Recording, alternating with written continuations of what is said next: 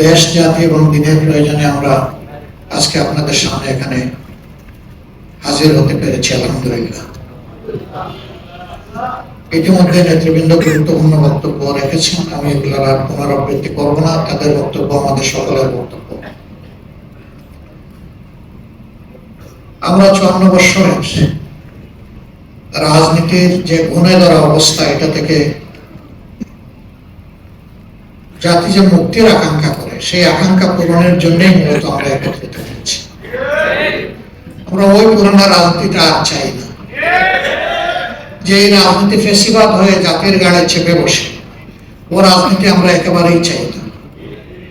যে রাজনীতি নিরীহ মানুষের জীবন রক্ষার চাইতে মানুষকে খুনের রাজনীতি করে, আমরা সেই রাজনীতিতে আর ফিরে যেতে চাই না। আমরা দুর্নীতি এবং চাঁদাবাজিতে লিপ্ত যে রাজনীতি, সেই রাজনীতি আমরা আর দেখতে চাই না। আমরা সত্যিকার অর্থেই জন আকাঙ্ক্ষা এবং বিশেষভাবে আমাদের তরুণদের আকাঙ্ক্ষার বাংলাদেশটাই দেখতে চাই। সেই বাংলাদেশটা গড়ার জন্যই আমাদের এই অন্তর্ভুক্তিমূলক আয়োজন। আমরা কার্যত জুলাই বিপ্লবের যারা স্বীকৃতি দেন, ধারণ করেন, জুলাই বিপ্লবের মাধ্যমে নতুন বাংলাদেশ গড়ার স্বপ্ন দেখেন, সেই লোকগুলোই আমরা একত্রিত হয়েছি।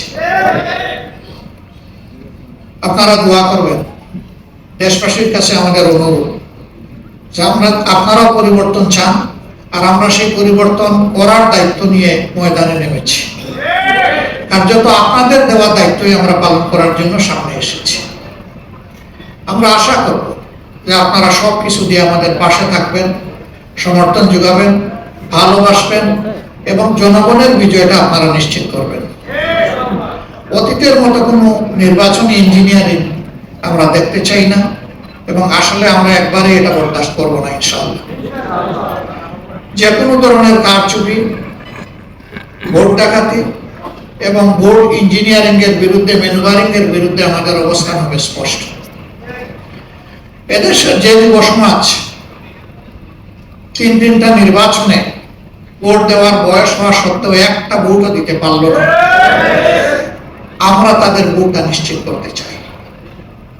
যুব সমাজ, তোমাদের ভোট তোমরা দেওয়ার জন্য ঘর থেকে বের হয়ে আসবা এবং তোমাদের ভোটের হিসাব নিয়ে তোমরা ঘরে ফিরবা। আমরা তোমাদের সাথে থাকবো ইনশাআল্লাহ।